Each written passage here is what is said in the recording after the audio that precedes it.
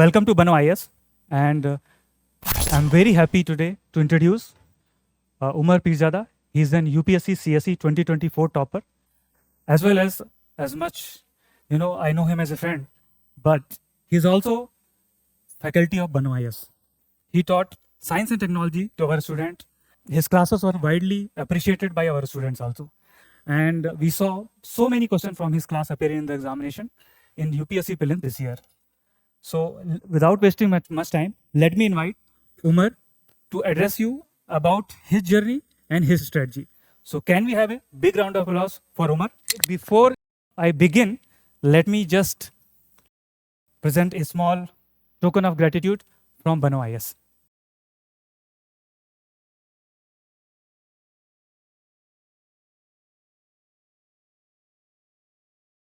Congratulations. Now the floor. क्या हाल है, सब लोग ठीक हो? अपने स्टूडेंट्स तो कम ही है यहाँ पे, शायद 2 आ गए हैं। और ये पहले वाले हैं या बाद वाले बैच वाले हैं? हाँ, ये नया बैच है।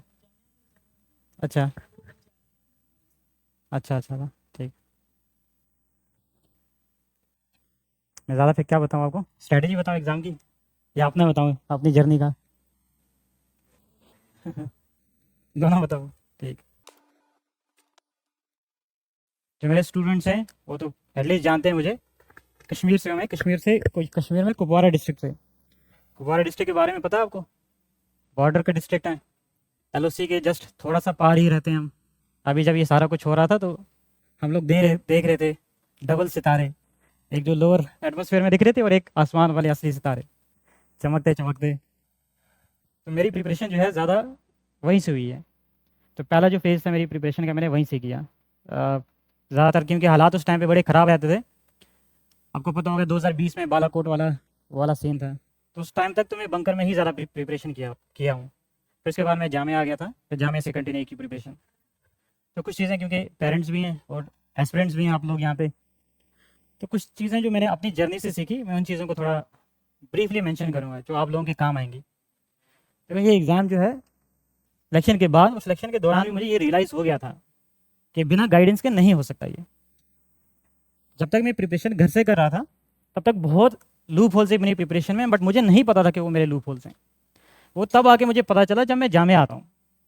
एक एग्जांपल देता हूँ जो मैं अक्सर कोट करता हूँ ये, सो दैट आप एस्पिरेंट्स जो हैं वो इस चीज़ को याद रखें। हमारी प्रिपरेशन में आपको पता है 3 स्टेज है हमारे, प्रीलिम्स है, मेंस है और हमारा उसके बाद इंटरव्यू आता है। जब हम खुद से प्रिपरेशन स्टार्ट करते हैं तो मुझे किसी ने शुरू में बताया कि आपको पहले प्रीलिम्स करना चाहिए। तो आप पहले प्रीलिम्स करो, प्रीलिम्स हो जाएगा, मेंस करना, मेंस हो जाएगा तो फिर इंटरव्यू की प्रिपरेशन करना। मैंने 3 अटेम्प्ट दिए, तीनों में प्रीलिम्स फेल। फिर मुझे थोड़ा देखना पड़ा कि कहाँ मेरी प्रिपरेशन में लूप होल है। जब मैं जामिया, उसके बाद फिर मैं जामिया आ गया कश्मीर के कुछ मेंस देने के बाद, तो मुझे अपने सीनियर थे, उन सीनियर्स ने बताया, खासकर उनमें से मासूम भाई हैं यहाँ पे, मासूम सर, तो उन्होंने मुझे बताया कि पहले मेंस किया जाता है फिर जाके प्रीलिम्स होता है। क्योंकि जो प्रीलिम्स के क्वेश्चंस आप देखेंगे वो मेंस की अंडरस्टैंडिंग के बाद ही आप कर सकते हैं। खासकर जिन लोगों को प्रीलिम्स जिन्होंने दिया है उनको ये चीज़ समझ आई होगी कि मेंस की अंडरस्टैंडिंग के बेसिस पे ही आप प्रीलिम्स कर पाते हैं। मेरी प्रिपरेशन का पहला लूप होल यही था। पता कैसे चला? जब कोई सिलेक्टेड या जो इस एग्ज़ाम को जानता था उसने जब मुझे बताया आके, है ना। अगर ये चीज़ मुझे पहले पता चल गई होती कि पहले मेंस करना होता है, मेंस करने के बाद प्रीलिम्स होता है, तो एटलीस्ट 3 अटेम्प्ट का मतलब है 4 साल मेरे बच जाते, है ना। तो यहाँ एक मिस्टेक स्ट्रेटेजी की एक मिस्टेक 3 से 4 साल कॉस्ट करती है एक एवरेज स्टूडेंट को। अगर आपके पास गाइडेंस है वो आपका टाइम बच जाएगा। ठीक है, अब ये गाइडेंस कहाँ से लेनी है, क्यों लेनी है, किस हद तक लेनी है, आपको सारे लोगों ने ऑलमोस्ट बताया होगा यहाँ पे। एक तो ये चीज़ मतलब मेरे हिसाब से जो सबसे ज़्यादा ज़रूरी है। अगर आप दिल्ली जैसे शहर में बजट में IAS की तैयारी करना चाहते हैं तो इस वीडियो को एंड तक जरूर देखें। ये है बनो IAS। इसको रन करने वाले हैं UPSC qualified ex civil servant and Jamia RC alumni. यहाँ की फैकल्टी को ना केवल UPSC एग्जाम का एक्सपीरियंस है बल्कि पढ़ाने का भी सालों का एक्सपीरियंस है। ये एक्सपर्ट फैकल्टी हर टॉपिक को अच्छे से एक्सप्लेन करते हैं, उसके बाद हर टॉपिक को डिक्टेट करते हैं ताकि आपके पास अपने खुद के हैंड रिटन नोट्स हो। साथ ही क्लास में प्रीलिम्स और मेंस के प्रीवियस ईयर क्वेश्चन को सॉल्व किया जाता है और डिस्कस भी किया जाता है। यहाँ पे आपको सिविल सर्वेंट्स जैसे कि IAS, IRS और एक्स सिविल सर्वेंट साथ के साथ जामिया आरसी के एलमनाइज आपको पर्सनल मेंटरशिप देते हैं। डेली आंसर राइटिंग जो कि सारे टॉपर्स रिकमेंड करते हैं, इस पर यहाँ पे बहुत फोकस किया जाता है जो कि बाकी कोचिंग्स में नहीं होता है। इसके साथ ही आपको मिलती है प्रीलिम्स और मेंस की टेस्ट सीरीज जो आपको एग्जाम के लिए रेडी करती है। यहाँ के अगर हाइलाइट्स की बात करें तो स्मॉल बैच साइजेस जिसमें 60 स्टूडेंट्स होते हैं और जीएस कोर्स के साथ आपको ऐसे और सीसाइड की क्लासेस भी होती है जिसके लिए आपको अलग से पे करने की जरूरत नहीं है। और ये लोकेटेड है सुखदेव विहार मेट्रो स्टेशन के बिल्कुल सामने। तो देर किस बात की, आज ही स्टार्ट करें और अपने यूपीएससी के सपने को साकार करें। थैंक यू फॉर वॉचिंग बनो आईएएस।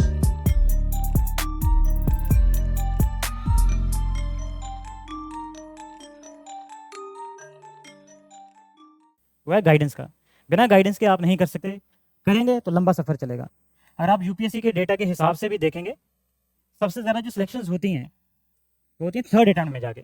थर्ड अटैम्प्ट का मतलब है कि 4 साल की प्रिपरेशन के बाद, है ना, क्योंकि 1 साल आपकी प्रिपरेशन का है, फिर आगे 3 अटैम्प्ट, तो 4 साल की प्रिपरेशन पे फिर जाके सिलेक्शंस होती हैं।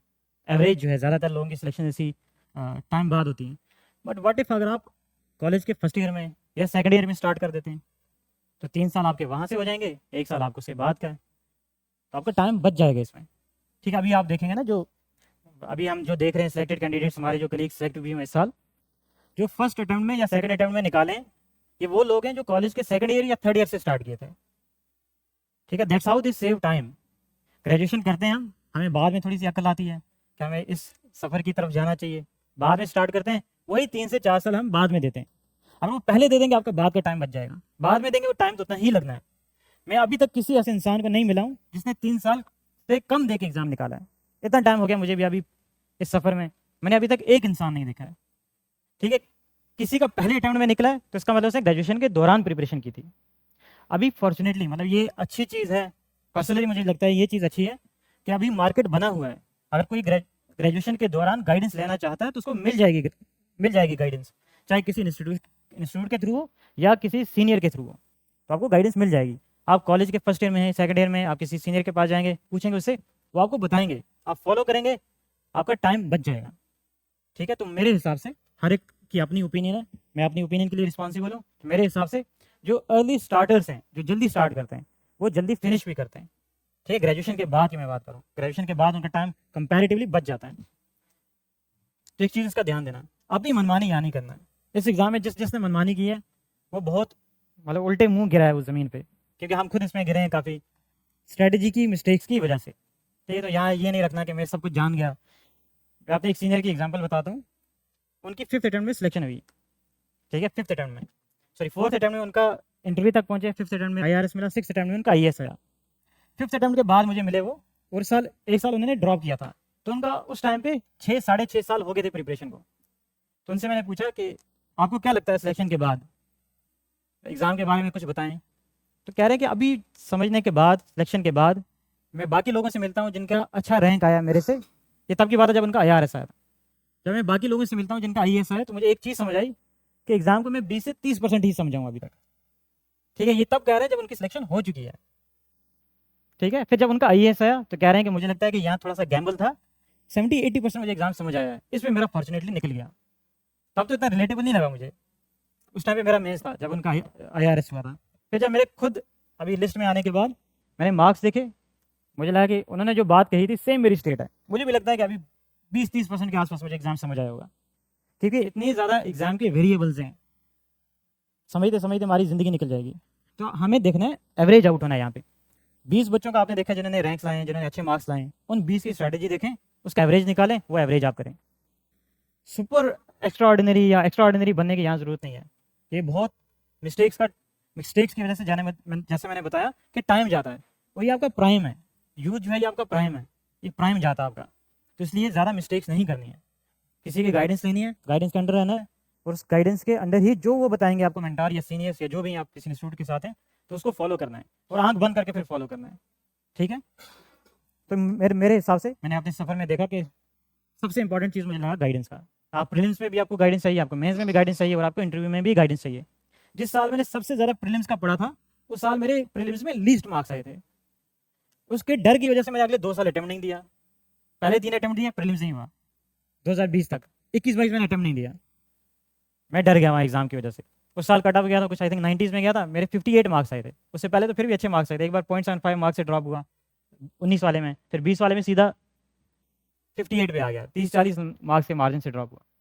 फिर मुझे लगा यार ये थोड़ा रिस्की है एग्ज़ाम, थोड़ा समझना पड़ेगा, सीनियर से बात करनी पड़ेगी।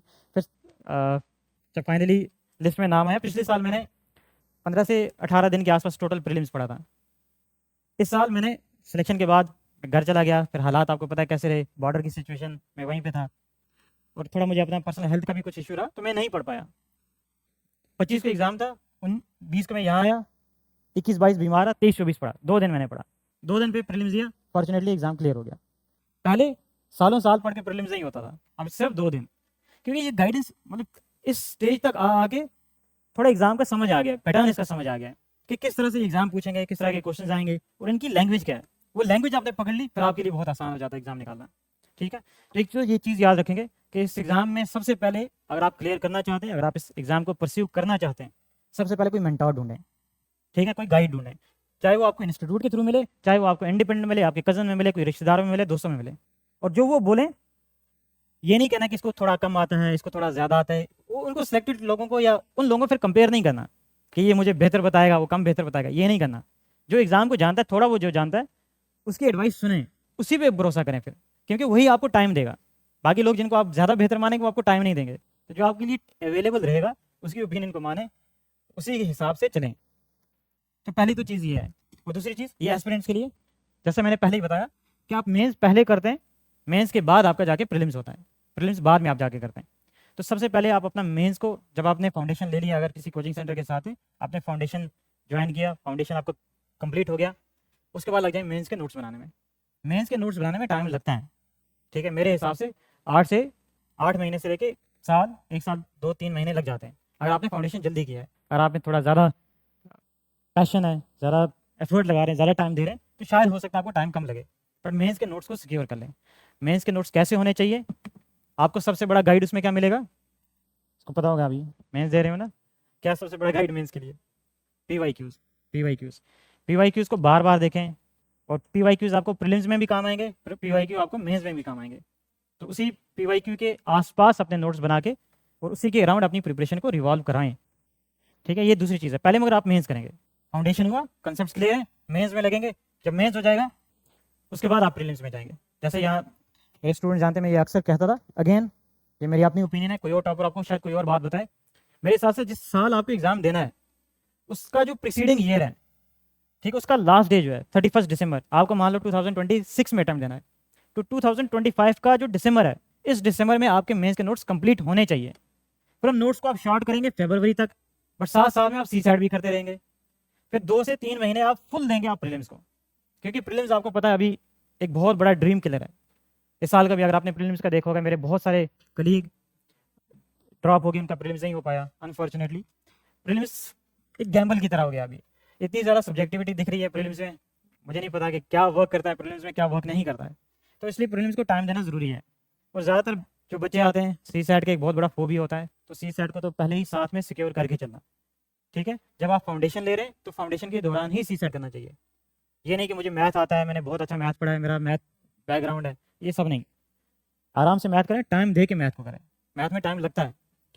फिर जब आप प्रीलिम्स के मोड में जाएंगे मेंस को करने के बाद, तब आप सी सेट को ज़्यादा टाइम देंगे उस टाइम पे। ठीक है, तो ये चीज़ मैं बार बार इस चीज़ को एम्फेसाइज करूँगा। मुझे लगता है अगर मुझसे कुछ सीखना चाहिए आपको, सबसे पहले यही चीज़ सीखनी चाहिए कि यहाँ आपको एग्ज़ाम निकालना भी है, कम टाइम दे के निकालना है। हम लोगों ने टाइम अगर ज़्यादा दिया है तो आप लोगों को उतना टाइम नहीं लगना चाहिए। तो इन एडवाइसेस को आप सीरियसली लेना। ठीक है, गाइडेंस के बिना नहीं जाना इस एग्ज़ाम में, बहुत बड़ा पहाड़ है, आपको पता है, हम बोलते हैं एवरीथिंग अंडर द स्काई, वो आपका सिलेबस है, कोई एंड नहीं है, कोई शुरुआत नहीं है, पता नहीं कहाँ से शुरू होता है कहाँ ख़त्म होता है। अगर आप मेंस का जो थोड़ा देखे होंगे, ऐसे क्वेश्चंस आए थे जो एग्जाम कंडीशन में हमें पता भी नहीं था क्या है, तो ट्विस्टर याद है ना कुछ, जिसकी वजह से हम सारे ट्विस्ट हुए थे 2024 में। 23 में इस तरह से 1-2 क्वेश्चन पूछ लिए थे जिसका कोई आइडिया नहीं था हमें। ठीक है, तो एग्जाम जो है ये बहुत ज़्यादा डाइसी होता जा रहा है, हमारी ट्रेडिशनल प्रिपरेशन है, इस ट्रेडिशनल प्रिपरेशन से बाहर जा रहा है। जब ये ट्रेडिशनल प्रिपरेशन से बाहर जाएगा तो इसलिए आपको फिर मेंटोर की जरूरत पड़ेगी। ठीक है, तो आप गाइड के साथ करें। और दूसरी चीज़, मेंस को पहले करें, मेंस के बाद प्रीलिम्स में जाएं। जिनको प्रीलिम्स का डर होता है वो प्रीलिम्स को पहले स्टार्ट करते हैं। ठीक है, बड़ी ये मिस्टेक है, फिर आपको प्रीलिम्स हो जाएगा, फिर मेंस नहीं होगा आपका। और जब मेंस नहीं होता फिर प्रीलिम्स अगले साल फिर नहीं होता। जैसे आप देखेंगे फॉर एग्जांपल, अगर इस साल मेरा, मान लो अगर सिलेक्शन नहीं हुई होती मेरी इस साल, तो मेरा स्टेट ऑफ माइंड डिफरेंट होता। हमारा रिजल्ट आया अप्रैल में, मई में हमारा एग्ज़ाम था। अगर मेरा नहीं हुआ था तो मैं पहले ही हार गया होता, हार मान ली होती मैंने, तो उसका इम्पैक्ट मेरे प्रीलिम्स भी पड़ता, तो मैं फिर प्रीलिम्स में भी फेल हो जाता। ये होता है हमारे साथ, हमारे बहुत सारे, मुझे लगता है 10 से 15 लोग, 10 से 15 मेरे आसपास इस साल के भी दोस्त हैं जिनका इंटरव्यू पिछले साल नहीं हुआ और इस साल उनका प्रीलिम्स भी नहीं हुआ। ठीक, क्योंकि स्टेट ऑफ माइंड पे बहुत बड़ा इम्पैक्ट पड़ता है। तो इस चीज़ का ध्यान दें, मेंटोर मेंस को पहले करना है, मेंस को सही से करना है, फिर उसके बाद प्रीलिम्स में जाना है। और तीसरी चीज़, स्टेट ऑफ माइंड का यहाँ बहुत बड़ा रोल है। मतलब मैं इस चीज़ पे आई कैन नॉट स्ट्रेस जितनी इसकी इम्पोर्टेंस है। आपका स्टेट ऑफ माइंड ठीक है, अगर आपको फैमिली की सपोर्ट अच्छी है, यहाँ पेरेंट्स में है, तो फैमिली की सपोर्ट यहाँ पे क्रिटिकल है, बहुत ज़्यादा क्रिटिकल है। जब अगर मैं ड्रॉप होता, मैं घर में कॉल करता, ऐसा दिखाते थे वो कि जैसे उनको फ़र्क ही नहीं पड़ा कि मैं नहीं हुआ, और मुझे लगता था ठीक है, नॉर्मल है, फेलियर इज मतलब very much part of the complete जो गेम है इस एग्ज़ाम की। तो अगर पेरेंट्स स्ट्रेस देने लग जाएंगे बच्चों को, बच्चों के लिए फिर बहुत मुश्किल हो जाएगा। बहुत ज़्यादा स्ट्रेसफुल एग्ज़ाम है, काफ़ी लंबा एग्ज़ाम है। इवन अगर किसी को 3 साल भी लगे हैं, वो 3 साल में अगर 1 साल उसका ड्रॉप हुआ है, तो उस ड्रॉप होने के बाद जब उसको उठना पड़ता है ना, 20 से 25 दिन लग जाते हैं दोबारा उठने में, अपने आप को, इमोशंस को फिर चैनलाइज करने में, फिर से किताबें खोलने में बहुत मुश्किल होती है। तो उस टाइम पे सबसे ज़्यादा जो सहारा बनते हैं, पेरेंट्स बनते हैं, उसके बाद दोस्त बनते हैं। आप फैमिली से दूर रहते हैं, फैमिली आपकी बैठी होगी घर में, आप होंगे यहाँ पे एग्जाम दे रहे, यहाँ सफ़र कर रहे होंगे इस गर्मी में, पेरेंट्स को नहीं पता होगा, आपके दोस्तों को यहाँ पता होगा। तो 2 ही लोग हैं जो आपको बचाएंगे उस टाइम पे, उस प्रोसेस से निकालने में। एक आपके पेरेंट्स का सपोर्ट इसलिए बहुत ज़्यादा ज़रूरी है, और दूसरे आपके जो कलीग्स होंगे, आपके जो फ्रेंड्स होंगे। इसलिए मैं अक्सर जहाँ भी मैं जाता हूँ, मैं ये बात ज़रूर कहता हूँ कि अपने फ्रेंड्स को इस जर्नी में बहुत वाइजली चूज़ करना है। क्योंकि इस बार मैं कश्मीर का मैं बताता हूँ, हम लोग 17 लोग थे जिन्होंने 2021 का मेंस दिया कश्मीर का, स्टेट का हमने 17 लोग थे। उसमें से कुछ ड्रॉप हो गए, कुछ उस टाइम पे सिलेक्ट हो गए। इस बार मैं देख रहा था, हमारा एक फोटो है, उसमें 17 लोग हैं हम। 17 लोगों में से 14 की सिलेक्शन हो चुकी है, कोई यूपीएससी में हुआ, कोई स्टेट में हुआ, कोई किसी और एग्जाम में हुआ। तो 17 हमारे सिक्योर हैं। तो ये 17 लोग जो हैं, ये हम साथ रहे हैं। इनमें से 10 के साथ तो ये 3-4 साल तो हमारे साथ गुजरे हैं। कुछ मेंस हमने कश्मीर के साथ दिए, कुछ यूपीएससी के मेंस साथ में दिए। तो इसलिए मुझे ये रियलाइज़ हुआ, अभी हम बात कर रहे थे जो बाकी सिलेक्टेड लोग हैं, कुछ यूपीएससी में सिलेक्ट हुए, तो हम उसमें से 12-13 लोग बैठे थे। तो उसमें से एक कलीग ने बताया कि मुझे ये लगता है कि we do not rise to the level of our friends, but we fall to the level of our friends. ऐसा नहीं आप दोस्तों से इंस्पायर होकर वैसा बनने की कोशिश करें, क्योंकि एग्जाम का नेचर डिफरेंट है। आप हर दिन इमोशनली टेस्ट किए जाओगे इस एग्जाम में। तो जब आप इमोशनली गिरोगे, फिर आप गिरोगे अपने दोस्तों के लेवल पे। अगर आपके दोस्त ये सारा सफर देखने के बाद सिलेक्ट हुए, एक दिन आप भी हो जाओगे। जैसा हम कहते हैं ना कि you are the average of 6 person you spend your most of time with. जहाँ तक मुझे याद है, शायद अब्राहम लिंकन ने ये कहा था। तो आप अपने दोस्तों को बहुत वाइजली चूज करना है, जिनका आपको लगता है कि आपको पुश करेंगे। जब आप गिरेंगे वही आपको उठाने वाले होंगे। तो पेरेंट्स के साथ अपनी टर्म्स अच्छी रखना, और पेरेंट्स को चाहिए बच्चों को थोड़ा वैसे देखना है, उनको काउंसिल करना उनके बुरे फेज में, क्योंकि ये आएगा, हर एक के साथ आना है। ये बहुत कम ऐसे लकी लोग होते हैं जो बिना फेल हुए यहाँ से निकल जाते हैं। ठीक है, बिना इस प्रीलिम्स में या मेंस में या किसी स्टेज पे फेल हुए निकल जाते हैं। ज़्यादातर लोग प्रीलिम्स में ड्रॉप होंगे या मेंस में ड्रॉप होंगे, फिर उसके बाद उठेंगे, सेकंड थर्ड अटेम्प्ट में जाके सिलेक्ट होंगे। तो पेरेंट्स का बहुत इंपॉर्टेंट रोल है। तो पेरेंट्स का सपोर्ट बहुत ज़्यादा ज़रूरी हो जाता है। ठीक है, और बच्चों को जज नहीं करना है। अक्सर पेरेंट्स एक फेलियर के बाद, 2 फेलियर के बाद बच्चों को जज करने लग जाते हैं। ये नहीं करना है। बच्चों की कैपेबिलिटी पे अगर आपको यकीन है, फिर वो यकीन रखें, क्योंकि बच्चे जब फेल होते हैं वो अपने आप को अपने पेरेंट्स की नज़र से देखते हैं। जैसे मैं अगर ड्रॉप हुआ हूँ, मैं आंख बंद करूँगा तो मैं ये सोचूंगा मेरा पेरेंट्स पे मेरा फेथ कितना है। अगर मुझे लगा मेरे पेरेंट्स का मुझ पे फेथ बहुत ज़्यादा है, मेरे लिए फिर रिकवरी बहुत आसान हो जाती है। क्योंकि अगर मैं फेल हुआ हूँ 10 दिन, 15 दिन, 20 दिन, 30 दिन, 1 महीने, 2 महीने लगेंगे मुझे रिकवर होने में।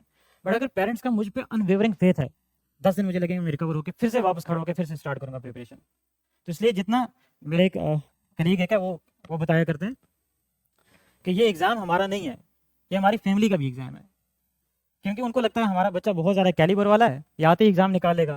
फिर जब वो देखता है उनके उस कैलिबर वाले बच्चे की यहाँ पे बहुत बुरी तरह से पिटाई हो रही है इस एग्ज़ाम में, तो पेरेंट्स भी सफ़र करते हैं। जितना आप सफ़र करेंगे इतना पेरेंट्स सफ़र करेंगे। ठीक है, वही पेरेंट्स फिर आपको काउंसिल करेंगे, फिर पेरेंट्स के साथ साथ आप चलेंगे, आपके पेरेंट्स भी आपके साथ साथ रहेंगे और आप उन पेरेंट्स के साथ साथ चलेंगे। उनका फेथ आप पे, फिर उसके बाद आपका फेथ अपने आप पे। यहाँ इस इंस्टीट्यूट में कुछ बच्चे आके मुझे बोलते हैं, या इससे पहले मैंने एक जगह पे पढ़ाया था, मुझे आके कुछ स्टूडेंट्स कहते हैं, अपने जूनियर्स को कहते हैं, आपको लगता है कि मेरा हो जाएगा। मुझे बड़ा डिसअपॉइंटिंग क्वेश्चन लगता है ये, मैं बहुत डिसअपॉइंट होता हूँ। आप अपने बारे में किसी और से क्यों पूछेंगे? आपको अगर अपने आप पे ही डाउट है तो आप कहाँ कहाँ से सर्वाइव करेंगे इस एग्जाम में? आपको पता है इस एग्जाम को देने वाले 6 लाख के आसपास लोग होते हैं, 5 से 6 लाख है ना सर, 5-6 लाख के आसपास लोग पेयर होते हैं। सिलेक्ट होने वाले होते हैं 1000-1100 के आसपास। तो अब रेशियो देखो, 1000 लोग आपको मिलेंगे, उसमें से 999 फेल होंगे, एक उसमें से निकल के जाएगा। तो यहाँ फेलियर की रेशियो ज्यादा है, बहुत ज्यादा है। और इस रियलाइजेशन के बाद भी आप अगर आके ये पूछ रहे हैं किसी से कि आपको लगता है कि मैं हो जाऊंगा, फिर तो आप तो ढूंढ लें। तो ये नहीं होना चाहिए। आप इस एग्जाम में आए अपने आप पे फेथ, ऐसा फेथ कि आप करके रहोगे विदाउट एनी डाउट, ये बहुत ज्यादा जरूरी हो जाता है। लंबा सफर होगा या अगर छोटा सफर भी है, आप टेस्ट देने जाएंगे, एक जगह टेस्ट दिया आपने, टेस्ट में मार्क्स कम आए, तो डिप्रेशन का फर्स्ट स्टेज वहां से स्टार्ट हो जाता है। जैसे टेस्ट में मार्क्स कम आएंगे, आप देखेंगे आपके कलीग जिनका आपको लगता है कि उनको इतना अच्छा नहीं आता, उनके मार्क्स अच्छे आए, बस फिर इंसान को थोड़ा सा होश ठिकाने आ जाता है। तो वहां से डिप्रेशन फिर स्टार्ट होती है, एंजाइटी स्टार्ट होती है। तो इसलिए यहाँ पे फिर दूसरे के साथ कंपेयर नहीं करना है, आपकी लड़ाई अपने साथ है। मेरा जितना भी सफर रहा ना, मुझे ये मैं दिल पे हाथ रख के ये कह सकता हूँ, किसी मोमेंट पे मुझे ये नहीं लगा कि मेरा कंपटीशन किसी के साथ रहा है। मुझे हमेशा से लगा कि ये कंपटीशन मेरा अपना है, क्योंकि 1000 में से एक सीट लेनी है आपको। और आप अगर डिजायर करें, जैसे आपका टारगेट आईएएस का, आईएएस में टॉप कुछ रैंक्स, तो वो उस नंबर तक जिस भी रिस्पेक्टिव कैटेगरी में आप, तो आपको वो वाला नंबर चाहिए। आपको सारी की सारी 1100 सीट थोड़ी ना चाहिए, आपको एक चाहिए। तो आपका ये कंपटीशन ज़्यादा खुद का कंपटीशन है, खुद के साथ कंपटीशन है, खुद की एंजाइटीज़ के साथ, खुद के लैक ऑफ कॉन्फिडेंस के साथ, खुद की परेशानियों के साथ, खुद की फैमिली के हालात के साथ, खुद अपने जो चैलेंजेस होंगे आपकी पर्सनल लाइफ के, हेल्थ के, उन चैलेंजेस के साथ आपकी ये लड़ाई है। तो इसलिए अपना फेथ अपने आप पे होना बहुत ज़्यादा ज़रूरी है। मुझे नहीं लगता कि जिस इंसान ने अपने आप पे डाउट किया वो इस एग्जाम को निकालो। जो आके बाहर बोलेंगे भी ना कि मुझे लगता है मैं नहीं हो पाऊंगा, अपने अंदर वो अपने आप को कह रहे होते हैं कि मैं निकाल के रहूंगा, तभी तो वो इस एग्जाम में परसिस्ट करते हैं। जिस दिन फेथ नहीं रहा उस दिन वो एग्जाम को छोड़ के चले जाएंगे। तो आप जब आ रहे हैं आप इस एग्जाम में, अपने आप पे फेथ बहुत ज़्यादा ज़रूरी है, ये फेथ रखना। ठीक, किसी से पूछना नहीं है कि आपको लगता है कि मेरा हो जाएगा, ये नहीं हो जाएगा। मेंटोर से आपको क्या हेल्प लेनी है, आपके जो सीनियर्स उनसे क्या हेल्प लेनी है। आपने आंसर लिखा है, आप अपना आंसर दिखाएंगे, वो जो बताएंगे उसको फिर इंप्लीमेंट करना है आपको। या आपने जब प्रिपरेशन स्टार्ट की, आपको जो वो बताएंगे किस तरह से प्रिपरेशन करनी होती है, फिर वो प्रोसेस आपको फॉलो करना है। जो आपको उसने एडवाइस की है उस एडवाइस को आपको फॉलो करना है। ये जाके नहीं पूछना है कि आपको लगता है कि मेरी कैपेबिलिटी इतनी है या नहीं। अगर आपको लगता है कि अगर आपकी कैपेबिलिटी है ना, कैपेबिलिटी नहीं है तो फिर नहीं है उस एग्जाम में। क्योंकि ये पेरेंट्स का फेथ आप जितना आप पे है ना, उससे ज़्यादा आपका अपने आप पे फेथ होना ज़्यादा जरूरी है। बिना फेथ के आप नहीं निकाल सकते ये एग्जाम, क्योंकि हर दिन सफर करोगे, डिप्रेशन आएगी, डिप्रेशन के बाद बस फिर आप देखोगे बी सी डी जितने भी ऑप्शंस आपको दिखते हैं, सारे ऑप्शंस देके साइड से निकल जाओगे। तो ये एग्जाम अगर टाइम मांगता है, उस टाइम के साथ साथ विल पावर भी मांगता है। तो विल पावर बहुत ज़्यादा जरूरी है फिर इस एग्जाम के लिए। ठीक है, याद रखने इस चीज़ को। एक तो बिना गाइडेंस के इस एग्जाम में कूदना नहीं है, गाइडेंस लेनी है मेंटोर्स के अंडर, किसी के भी थ्रू, सीनियर के थ्रू गाइडेंस लेनी है। गाइडेंस के बाद आपको पहले, जैसे मैंने मेंस का बताया, ओरल एग्जाम का मैंने बताया, मेंस आप पहले करेंगे। मेंस जब आपका सिक्योर होता है तब आप प्रीलिम्स के पीछे आते हैं। फिर इसके बाद पेरेंट्स का यहाँ बहुत बड़ा रोल है, पेरेंट्स का बहुत इंपॉर्टेंट रोल है। तो आप पेरेंट्स के साथ अपनी वैसी इक्वेशन बना के रखना, यानी कि पेरेंट्स आपको नहीं समझते, ये सब नहीं करना है। कुछ बच्चे होते हैं ना कि नहीं मेरे पेरेंट्स मुझे नहीं समझते। अगर पेरेंट्स नहीं समझेंगे तो आपको कौन समझेगा आगे? सबसे पहले तो आपको पेरेंट्स, इवन आप नाम भी बताएं जाके, आपका चेहरा देखेंगे वो समझ जाएंगे, या तो मार्क्स कम आए हैं इसके, या एग्जाम नहीं हुआ है, या इसका रैंक कम है, वो समझ जाएंगे। तो पेरेंट्स के साथ अपनी इक्वेशन वैसी रखना। सबसे बड़े आपके यहाँ पे जो साइकोलॉजिकल सपोर्ट रहेंगे वो पेरेंट्स ही रहेंगे, और पेरेंट्स के बाद आपके दोस्त रहेंगे। इसलिए दोस्तों को बहुत वाइजली चूज करना। कंपनी बहुत ज़्यादा ज़रूरी है। अगर मैं जामिया नहीं आया होता तो मैं 100% कह सकता हूँ शायद मैं एग्जाम नहीं निकाल पाता। जामिया में आने के बाद ऐसे कलीग्स मिले, ऐसे सीनियर्स मिले जिनसे सीखा, और बहुत सारे सीनियर्स हैं, बहुत सारे कलीग्स हैं, नाम तो मुझे नहीं लगता किसी का लेना चाहिए क्योंकि बहुत सारे हैं, सबसे मैंने सीखा है। खास कुछ थे उनमें से, उन्हीं के साथ मेरा जो उन्होंने किया वही मैंने भी किया। ठीक, और उसके बाद अपने आप पे फेथ बहुत ज़्यादा ज़रूरी है। अपने फेथ के बिना यहाँ इस एग्ज़ाम में आने का मतलब स्कोप ही नहीं होना चाहिए। अपने आप पे फेथ रखेंगे तभी आप एग्ज़ाम निकाल पाएंगे। एक और चीज़ मुझे जो रियलाइज़ हुई इंट्रोस्पेक्ट करने के बाद, मुझे ये लगता है कि जितना ये एग्ज़ाम नॉलेज का था उससे ज़्यादा ये एग्ज़ाम प्रैक्टिस का था। पर ये चीज़ थोड़ी लेट समझ आई, और क्योंकि मेरे आसपास जो सीनियर्स थे वो भी इसी सफ़र से होके आए थे, वो भी नॉलेज के पीछे ज़्यादा बैट कर रहे थे, वो बड़ी प्रॉब्लम रही मुझे। प्रैक्टिस आप कैसे करते हैं? जैसे आपको प्रीलिम्स का है, प्रीलिम्स में अभी इस साल क्योंकि मेरे पास टाइम नहीं था तो मैं सिर्फ PYQ किया था, जो 2 दिन लास्ट में मुझे मिले फुल प्रीलिम्स को देने के लिए। 2020, 21, 22 का 3 साल के मैंने पेपर सॉल्व किए थे बस, लास्ट के 2 दिन आके। इससे पहले थोड़े से PYQ मैंने देखे थे, जब यहाँ पे मैं पढ़ा रहा था साइंस सेंटर उस टाइम पे मैंने थोड़े से PYQ किए थे। उसके बाद मैंने सिर्फ 2-3 साल के PYQ के वही उठा के लेके गया, जब मैं सेंटर पे गया था तो वही उन्हीं को देख रहा था, पूरा पेपर लेके उन्हीं को देख रहा था। तो ये प्रीलिम्स की स्ट्रैटेजी थी। मेंस की भी अगेन सेम स्ट्रैटेजी। आप टेस्ट सीरीज लेते हैं, टेस्ट सीरीज को बहुत प्रैक्टिस करते हैं, नॉलेज होने के बाद आपने मेंस के नोट्स बना ली तो आपके पास नॉलेज है, उस नॉलेज के बाद ये ज़्यादा प्रैक्टिस का एग्जाम है। पर्सनली मुझे अपने मेंस के मार्क्स देखे ये लगा कि नॉलेज से ज़्यादा यहाँ पे बाकी कई सारी चीज़ें हैं जो ज़्यादा रिवार्ड होती हैं। हो सकता है ये आपको रेडिकल ओपिनियन लगे कि मैंने ऐसे लोग देखे जो बहुत अच्छा कंटेंट लिखते हैं बट स्ट्रक्चरिंग में कुछ फ्लॉ है, कुछ उनके आंसर के स्टाइल में कुछ फ्लॉ है, इसलिए उनके मार्क्स नहीं आ पाते हैं डिस्पाइट ज़्यादा नॉलेज और ज़्यादा लिखने के बाद। कुछ लोग जो बहुत कम लिखते हैं, स्ट्रक्चरिंग में बहुत उनका अच्छा है, वो बहुत अच्छे मार्क्स लेके आते हैं। आप ऐसे कई सारे टॉपर्स देखेंगे, अयान जैन जैसे एक टॉपर हैं, नॉलेज के हिसाब से आपको लगेगा यार नॉलेज में इतना ज़्यादा इन्होंने नहीं लिखा है, बट अगर आप उसकी स्ट्रक्चरिंग के हिसाब से देखेंगे तो आपको लगेगा कि he is far ahead of you. उनका रैंक भी बहुत अच्छा इंप्रूव किया है, जहाँ तक मुझे याद है 2022 में उनका 90 समथिंग रैंक था, 89 रैंक था। फिर जब 23 में दिया तो 16 के आसपास रैंक था, तो उन्होंने सिग्निफिकेंटली अपना रैंक इंप्रूव किया है। ठीक है, तो ये प्रैक्टिस बहुत ज़्यादा आपको ज़रूरी हो जाती है फिर, तो इसलिए फिर आपको प्रीलिम्स के स्टेज में आ रहे हैं तो प्रीलिम्स को प्रैक्टिस करेंगे, जब मेंस के स्टेज में आ रहे हैं या जब आप मेंस के लिए पढ़ रहे हैं या जब आप मेंस के नोट्स बना रहे हैं तब आप मेंस को बहुत ज़्यादा प्रैक्टिस करेंगे, बहुत ज़्यादा ज़रूरी है। इंस्टीट्यूट आपको टेस्ट सीरीज प्रोवाइड करते हैं तो आप उस इंस्टीट्यूट के साथ रहेंगे, जो आपको वो इंस्टीट्यूट प्रोवाइड करेगा उस पर फेथ रखे, वो जो टेस्ट सीरीज दे रहा है उस टेस्ट सीरीज को फिर लिखेंगे आप, जो वहाँ पे जो रिव्यू देंगे उस रिव्यू को फिर अच्छे से लेना है आप, वरना भटक जाएंगे। और एक बार भटके तो फिर सीधा वो, अगर यहाँ से एक जहाज़ निकले दिल्ली से कन्याकुमारी की तरफ जा रहा हो, अगर 1 डिग्री भी उस जहाज़ का प्लेन का डिविएशन आ जाए, वो कन्याकुमारी की जगह अगर ईस्ट की तरफ जाना है तो फिर जापान के पास वहाँ उन आइलैंड्स पे जाके गिरेगा वो। तो यहाँ 1 डिग्री की भी वेरिएशन हम यहाँ पे अफोर्ड नहीं कर सकते हैं, क्योंकि बहुत ज़्यादा ये एग्ज़ाम फिर टाइम ले लेता है, तो हमारे पास वो स्कोप नहीं है। तो जहाँ जो आपको मेंटोर बताएंगे उस मेंटोर को पकड़ेंगे, उसकी ओपिनियन को लेंगे, फिर जो इंप्रूवमेंट्स का उन्होंने कहा है, जो एडवाइस दी है, उस एडवाइस को फुल्ली आपको फॉलो करना पड़ेगा। ठीक है, तो इन चीज़ों का मुझे लगता है ये चीज़ें मेरी तरफ से थी जो ज़्यादा मुझे लगता है इंपॉर्टेंट है, और हो सके जितना हो सके प्रैक्टिस करना, परफेक्शन की तरफ नहीं जाना। मेरे अपने हमारे एक सीनियर एक हैं 2022 में 150 समथिंग है उनका रैंक था, उनका भी इस एग्ज़ाम में काफ़ी अच्छा और बुरा दोनों तरह का सफ़र रहा, फाइनली वो सिलेक्ट भी हुए। तो उन्होंने मुझे इस एग्ज़ाम का कहा था, मुझे ये लगता है ये एग्ज़ाम इंटेलेक्चुअल्स को रिवार्ड नहीं करता है, ये एग्ज़ाम जो मैकेनिकल लोग हैं उनको ज़्यादा रिवार्ड करता है। उस टाइम पे मुझे इतनी समझ नहीं आई, अभी मुझे लगता है कि काश ये मैंने उस टाइम पे बात मान ली होती। ठीक है, अगर ये पहले मुझे बात पता चली होती तो मेरे लिए आसान रहता ये। तो जितना आप इस एग्ज़ाम को मैकेनिकल बना सकते हैं ना, इतना आपके लिए आसान रहेगा, और मैकेनिकल ये एग्ज़ाम बनेगा आपके लिए जब आप ज़्यादा से ज़्यादा प्रैक्टिस करेंगे इसको। तो भर भर के प्रैक्टिस करें, लिखने में भी प्रैक्टिस करें, समझने में भी। एक बार समझ लिया फिर उसके बाद एग्ज़ाम, जैसा यहाँ आप लोगों को तो पता ही, मैंने कई बार मेंशन किया है, रट्टा मारने के फिर बाद में मैथ में, फिर बाद में पढ़ो, समझ लो, रट्टा मारो, फिर उसी को लिख के आ जाओ। फिर बाद में एक स्टेज के बाद ये एग्ज़ाम बहुत मैकेनिकल हो जाता है, फिर ऑर्गेनिक नहीं रहता है, क्योंकि हम अक्सर सोचते रहते हैं ना कि इतना कुछ पढ़ना पड़ेगा, फिर उसके बाद डेप्थ आपकी बहुत ज़्यादा होनी चाहिए, इतना ज़्यादा समझना पड़ेगा। वो रिवार्ड होता है इंटरव्यू में।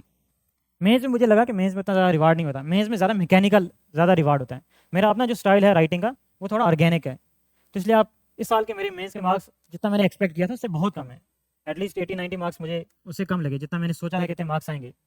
बट इंटरव्यू में मुझे लगा था कि 180 के आसपास मार्क्स आएंगे, जो कि सुपर एक्सेप्शनल मार्क्स क्या था अगर 180 भी आ जाते, बट मुझे 209 मार्क्स, जो कि मुझे लगता है सेकंड थर्ड हाईएस्ट भी हैं।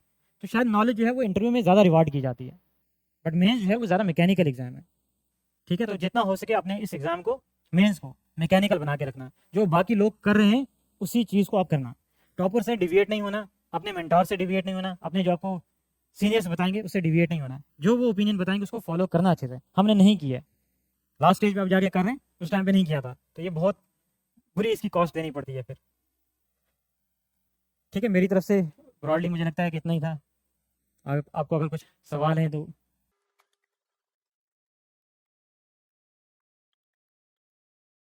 तीन क्वेश्चन है एक साल बंडल। पहले ये मैंने कहाँ से, मैं जामिया का स्टूडेंट नहीं हूँ, मैं जामिया आरसी का स्टूडेंट हूँ। मैंने बीटेक किया, यूपीएससी का ना मुझे कीड़ा था कभी, और अभी सिलेक्शन के बाद भी मुझे लगता है मुझे कीड़ा नहीं है। ग्रेजुएशन हुई मेरी, मैं अप्लाई किया इंटरनेशनल यूनिवर्सिटी में, स्कॉलरशिप मिल गई, लास्ट प्रोसीजर होता है, तब मैं कश्मीर जा चुका था कॉलेज के बाद। हमें वहाँ पे इंटरनेट सस्पेंड हो गया।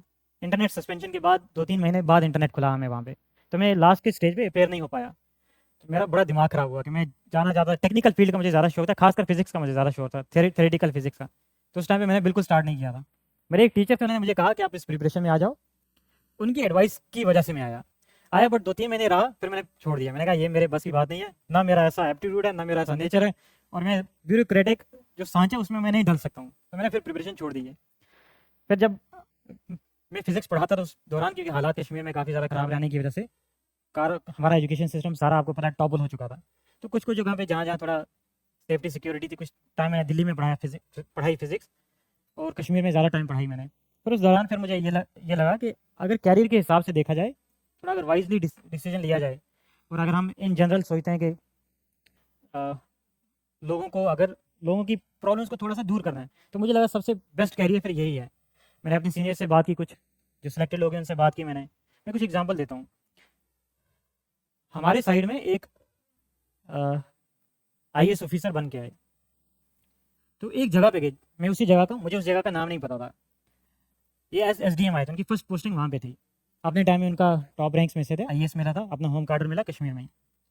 तो हमारे एरिया में आते हैं, उन्होंने एक गांव में कि जिसका किसी को पता भी नहीं है, ठीक है, फॉरवर्ड पोस्ट पे के पास ही है, वहाँ पानी नहीं था, इलेक्ट्रिसिटी नहीं थी, कट ऑफ ही था वो आए, उन्होंने वहाँ पे पहली बार इलेक्ट्रिसिटी प्रोवाइड की, वहाँ पे पहली बार पानी लोगों को मिला।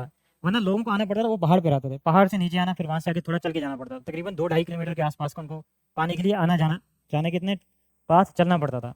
तो जब उन्होंने वहाँ पे ये काम किया, तो मैंने देखा उस टाइम पे हम तो घूमने गए थे वहाँ पे, तो उस टाइम पे ये उनको पानी मिला था, जिस दिन इलेक्ट्रिसिटी और पानी मिला उस दिन सेम डे पे मिला था, दोनों चीज़ें। तो उन्होंने, क्योंकि SDM साहब खुद आए थे इनाग्रेशन के लिए, तो इलेक्ट्रिसिटी का और वाटर दोनों का, तो मैंने देखा लोग कितने खुश थे, बोल रहे हैं कि हमारे बच्चे अभी पढ़ेंगे। इलेक्ट्रिसिटी की वजह से ज़्यादातर फीमेल ही पानी लेके लाने जाती थी, तो पहाड़ से नीचे आना फिर चढ़ना तकरीबन 2-2.5 घंटे लग जाते थे उनको।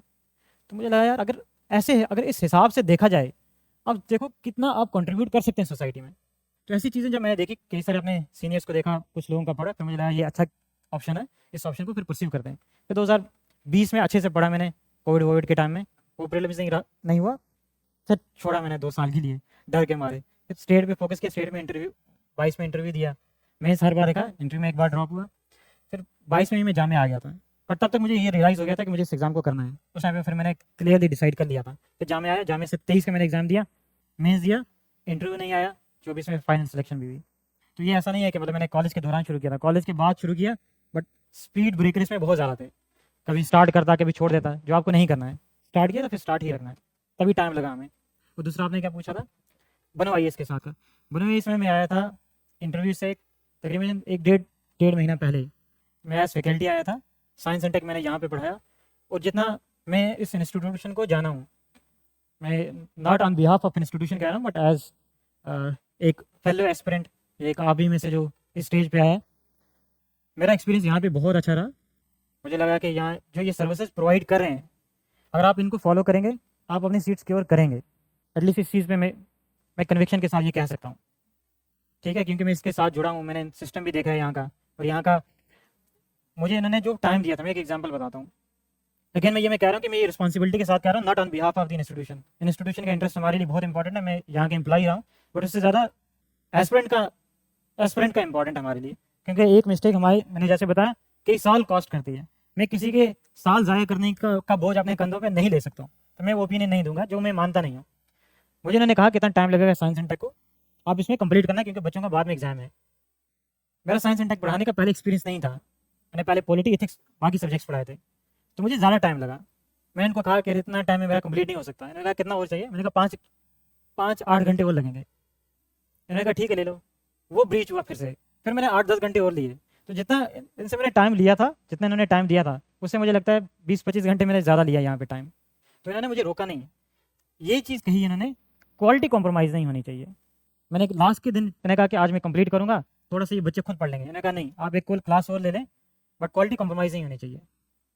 तो अगर ये है, मुझे लगता है कि सिस्टम यहाँ का बहुत अच्छा है, आप इसको फॉलो कर सकते हैं। हमें यहाँ पे और भी स्टूडेंट्स हैं जो यहाँ से आप देखेंगे, आप ही के फेलो स्टूडेंट्स हैं जो मेंस भी देख रहे हैं यहाँ से, यहीं का इन्होंने ज़्यादा सिस्टम यूज़ किया है।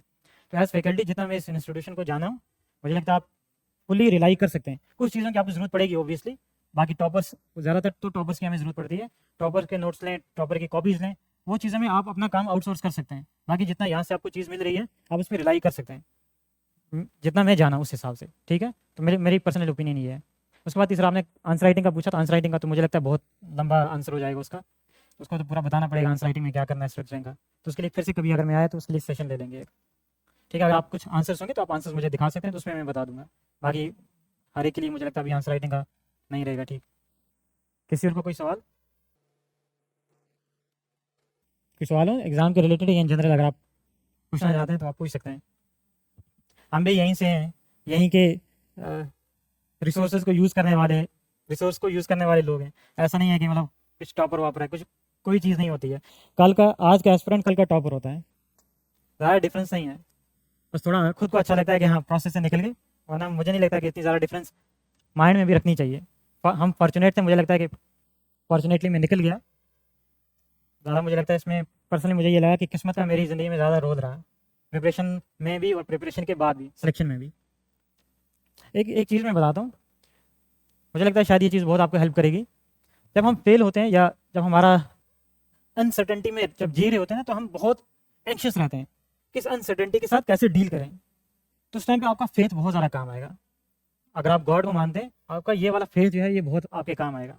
मैं खुद भी बहुत रिलीजियस हूँ, तो मुझे इतना ज़्यादा चैलेंजेस से गुजरना नहीं पड़ा। मैं क्लास में एक बार एग्जाम्पल दिया था, हमारे एक कलीग थे 2023 में, वो मेंस दे रहे थे। वो असर्टिव एथियस्ट हैं, हमेशा आएंगे रिलीजन के खिलाफ बातें करेंगे। तो उसका यही हाल था, हर जगह जाके अरे रिलीजन में कुछ नहीं है, खुदा नहीं है, क्या ये बोलते रहते हो। और वो असर्टिव एथियस्ट है। काफ़ी लोगों से उसकी आर्ग्यूमेंट भी हुई कि ऐसी बातें क्यों करते हो, लोगों के सेंटीमेंट हर्ट होते हैं ऐसे। फिर जब मेंस का टाइम आया, हमारा मॉर्निंग में नेक्स्ट डे ऐसे है हमारा, रात को मैंने देखा मस्जिद में वो रात को सईदे में मांग रहा है ऊपर वाले से। तो यहाँ इतना ज़्यादा था, वो एरोगेंट होके नहीं आना है, अरे मैं किसी के बिना, मुझे किसी की ज़रूरत नहीं है, मुझे ऊपर वाले की ज़रूरत नहीं है, ज़मीन वाले की भी ज़रूरत नहीं है। वही जो एथियस्ट आपको दिख रहे होंगे ना, वो रात को जाके सईदों में जाके बोल देंगे माफ़ कर दे, बस एग्ज़ाम करा देना। तो फेथ यहाँ बहुत काम आएगा आपको, ठीक है। और मतलब इसमें कोई ये नहीं है कि नहीं आपको, आप थोड़ा फेथ होने की वजह से आप थोड़ा इन्फीरियर हो जाते हैं, बिल्कुल भी नहीं है। फेथ जो है हमारी रेशनैलिटी के बियॉन्ड है। रेशनैलिटी जहाँ हमारी खत्म होती है, वहाँ से हमारा फेथ शुरू होता है। मैं फिलोसफी बैकग्राउंड से, मेरा ऑप्शनल फिलोसफी रहा है, तो मैंने देखा है ये रेशनैलिटी खोखली है। रेशनैलिटी के बाद फेथ शुरू होता है, और वो फेथ आपको वहाँ बचाएगा जहाँ रेशनैलिटी नहीं बचा सकती है, जहाँ रेशनैलिटी नहीं पहुँच सकती। मैं खुद फेथफुल हूँ, तो मुझे दिक्कत नहीं हुई रेशनैलिटी के वो सारे झमेलों से। जिनको होती है वो अलग बात है। कोई सवाल? आइडियल तो इसका वैसे आंसर नहीं है कोई भी। मुझे लगता है कहीं से भी आप स्टार्ट करो, जिसके साथ आप कंफर्टेबल हो वो स्टार्ट करो। और ऐसा नहीं है कि सबको आपको बराबर टाइम लगेगा, ये मैकेनिकली हम कंपार्टमेंटलाइज नहीं कर सकते हैं, क्योंकि GS1 में हो सकता है आपको ज़्यादा टाइम लगे, GS2 में हो सकता है कम लगे, इथिक्स में हो सकता है लीस्ट लगे। बट कुछ लोग ऐसे हैं जो ऑर्गेनिकली नहीं लिख पाते हैं, तो उनको इथिक्स में ज़्यादा टाइम लगता है देन GS2, ठीक है। ऐसा ये नहीं है कि मतलब आपको इक्वली टाइम लेना है या इतना टाइम लगेगा। मुझे ये लगता है कि स्टार्ट करना चाहिए GS4 से, पर्सनल मेरी अपनी ओपिनियन है, GS4 से स्टार्ट करना चाहिए, क्योंकि सबसे ज़्यादा आसान भी है, सबसे ज़्यादा रिलेटेबल भी है। वो स्टार्ट करो, फिर उसके बाद आप आ जाओ GS2 पे। अब कुछ लोग GS1 से भी स्टार्ट करते हैं, अगेन ये आपकी अपनी मर्जी है, बट मुझे लगता है कि GS2 से स्टार्ट करना चाहिए, पॉलिटिक्स से स्टार्ट करना चाहिए। उसके बाद फिर सर कुछ फिर कंपार्टमेंटलाइज नहीं करना है कि पहले GS1 करें फिर GS2 करें। जैसे आपने एथिक्स का लिया, एथिक्स के बाद आप जस्ट सोसाइटी उठा सकते हैं, क्योंकि काफ़ी रिलेटेबल, वो आप रिलेट करके पढ़ सकते हैं उसको। सोसाइटी के बाद आप सोशल जस्टिस कर लें, उसके बाद पॉलिटी कर लें। तो एक फिक्स्ड पैटर्न नहीं है इसका, किसी सब्जेक्ट में आपको ज़्यादा टाइम लगेगा, किसी में कम लगेगा। बट ओवरऑल आप जब मेंस देने जा रहे हैं या जिस साल आपको अटेम्प्ट करना है, उसके पिछले साल का जैसे मैंने बताया 31 दिसंबर कट ऑफ है, वहाँ तक आपको मेंस के नोट्स कंप्लीट करने हैं।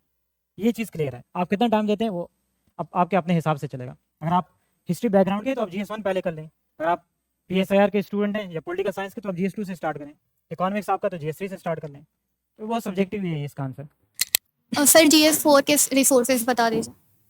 तो मैं GS4 हमारा काफ़ी लंबा सफ़र है, तो हमने मुझे नहीं लगता कोई सोर्स छोड़ी होगी मार्केट में, तो सबसे कुछ ना कुछ निचोड़ा है। बट जो अच्छी सोर्सेज हैं जो आपके काम आएंगी, मुझे लगता है ज़्यादा टॉपर के नोट्स आपको काम आएंगे। वसीम भाट हैं, उनके नोट्स यूज़ कर सकते हैं। AIR 8 रैंक है ना उनका, 7-8, उनके नोट्स यूज़ कर सकते हैं। मुस्कान डागर, उसके नोट्स यूज़ कर सकते हैं। उसके बाद श्रुति शर्मा के भी काफ़ी अच्छे नोट्स है, थोड़े से आउटडेटेड हैं, उनके एग्जाम्पल को आपको थोड़ा यूज़ करना पड़ेगा, तो आप इन नोट्स को यूज़ कर सकते हैं। पर ज़्यादा टॉपर्स के नोट्स को ही मैं रिकमेंड करूँगा, मुझे लगता है वो ज़्यादा काम आएंगे। बट एग्जाम्पल्स आपको खुद से बनानी पड़ेंगी। कहाँ से बनाएंगे? मैं अगर बना रहा हूँ अभी, मैं न्यूज़पेपर से ज़्यादा एग्जाम्पल्स लाऊंगा, एक तो हमारे पास ट्रेडिशनल एग्जाम्पल्स हैं, जैसे अशोक हिमका सर की, ये सब लिखते हैं, ये काफी टाइम से चलता आ रहा है, सत्येंद्र दुबे सर की। तो ये एग्जाम्पल्स आपको हर मटेरियल में मिल जाएंगे, तो इन एग्जाम्पल्स को रखें। फिर इसके बाद कुछ एग्जाम्पल्स आपने न्यूज़पेपर से, हर दिन न्यूज़ में कोई ना कोई ऐसी न्यूज़ आ रही होती है, जैसे I don't know I should quote it और नॉट। एक अभी IAS ऑफिसर थे, वो करप्शन में कैश लेते हुए पकड़े गए, तो ये आपके लिए एग्जाम्पल, आप इसके एग्जाम्पल को कोट कर सकते हैं और अपने आप को भी रिमाइंड कराना है कि ऐसा बनना नहीं है, फिर कि बाद में आपको लोग यूज करें नेगेटिव एग्जाम्पल एथिक्स में। तो ऐसी ऐसी एग्जाम्पल जो आपको मिल रही है, आप इन एग्जाम्पल्स को लिख लें, इनको कोट करें। इसके अलावा बेटर इंडिया, अगर आप उसके चैनल पे जाएंगे, उसकी वेबसाइट पे जाएंगे, आपको बहुत अच्छी एग्जाम्पल मिल जाएंगी ब्यूरोक्रेट्स की, तो वहां से भी आप एग्जाम्पल्स कोट कर सकते हैं। क्योंकि अभी जो एथिक्स का पेपर है, मेरे हिसाब से अभी ये 2 चीजों पे चलता है, 3 चीजें रादर अगर मैं बोलूं, एक तो कीवर्ड है, दूसरी एग्जाम्पल है, फिर इन दो को मिला के एक आर्ग्यूमेंट बनाना है आपको। ठीक है, तो कीवर्ड से आपको आर्ग्यूमेंट बनानी है, क्योंकि कीवर्ड लिखने से आपको मार्क्स नहीं आएंगे, आपको आर्ग्यूमेंट से मार्क्स आएंगे। ठीक है, उस आर्ग्यूमेंट में आपको फिट करना है कीवर्ड। तो एक तो कीवर्ड आपको निकालने पड़ेंगे, कुछ सिलेबस में दिए हुए हैं, कुछ टॉपर्स ने जमा किए हुए हैं, कुछ आप डिबेट्स में सुनेंगे। जैसे एथिक्स के लिए ना थोड़ा नजर खुली रखें। एक ब्रिटिश जर्नलिस्ट एक है, पियर्स मॉर्गन, अगर आपने उसका नाम सुना है, तो वह अक्सर एक वर्ड यूज करते हैं, मॉरल क्वांड्री। ठीक है, तो ये कीवर्ड हमारे लिए एथिक्स का, तो ऐसे कुछ कीवर्ड मैंने वहां से लिए, कुछ किसी और से लिए, तो ये कीवर्ड आप जमा करके रखें।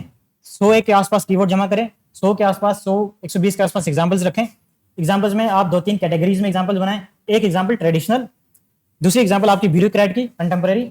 ट्रेडिशन में आपके आ जाएंगे लीडर्स जो हैं हमारे, जैसे गांधी जी हो गए, अम्बेडकर साहब हो गए, ऐसे ऐसे लोगों की एग्जाम्पल। फिर दूसरा आ गया आपके ब्यूरोक्रेट्स की, जो सर्विंग ब्यूरोक्रेट्स हैं, जैसे जिनका मैंने बताया हमारे अपने एरिया में जिन्होंने इलेक्ट्रिसिटी प्रोवाइड की, उनको मैंने कोट किया था इस साल के अपने एथिक्स में कोट किया था।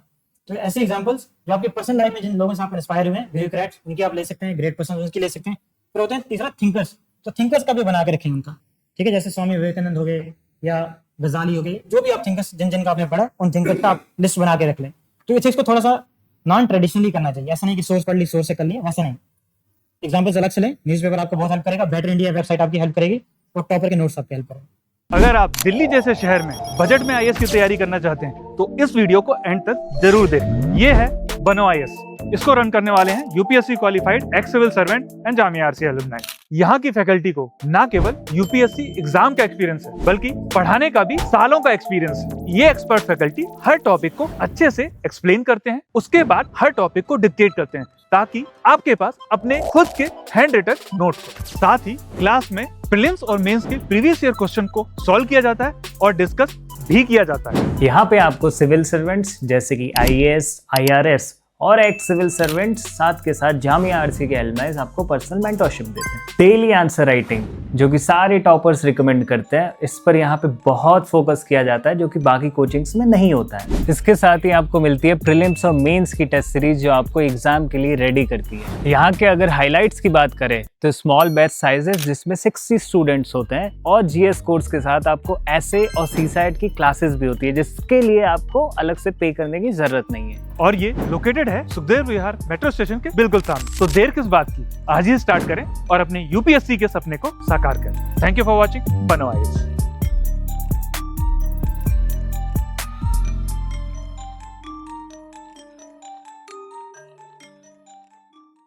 प्रीलिम्स के फेलियर के बाद वापस से कैसे हैं प्रिपरेशन मोड में?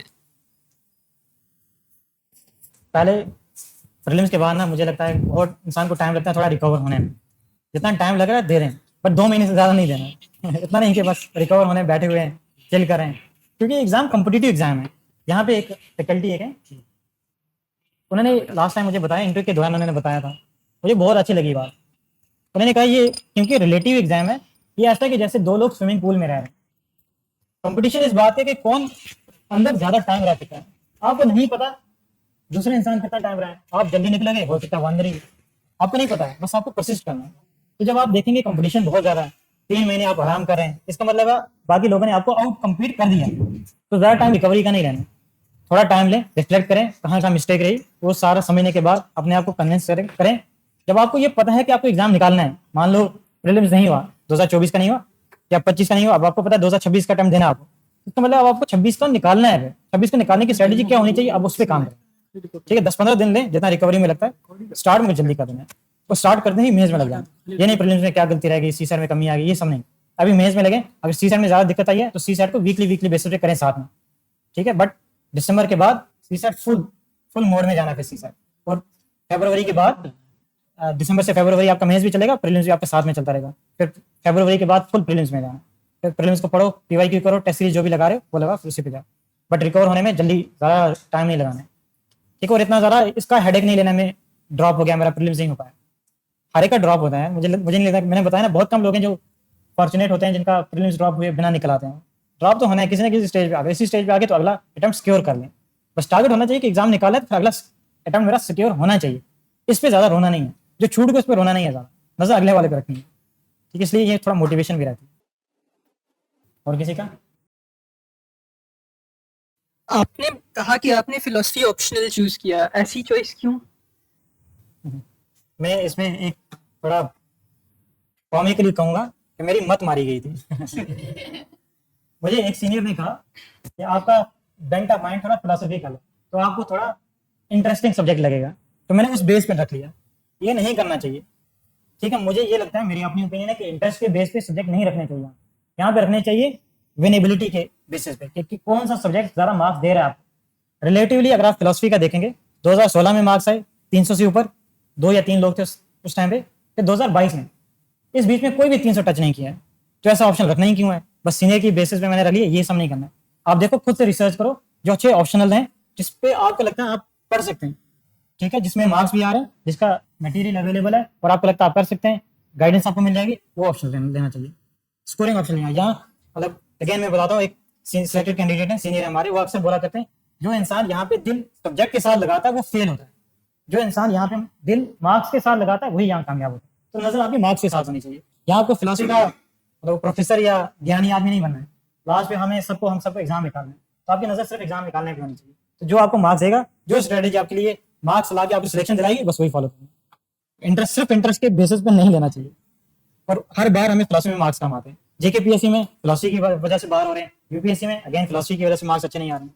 243 इस बार मार्क्स हैं, जबकि बाकी अगर ऑप्शनल दूसरे ऑप्शनल जिनका मैंने उस टाइम पे सोचा था, ईयरफुल में 300 भी मार्क्स आए, 310 नंबर भी आए, 318 भी आए, पिछले साल 318 थे, जो ऑप्शन मैंने सोचा था, पर रखा नहीं क्योंकि किसी ने कहा था यहाँ पे 230 के आसपास मेरे लास्ट टाइम मार्क्स है।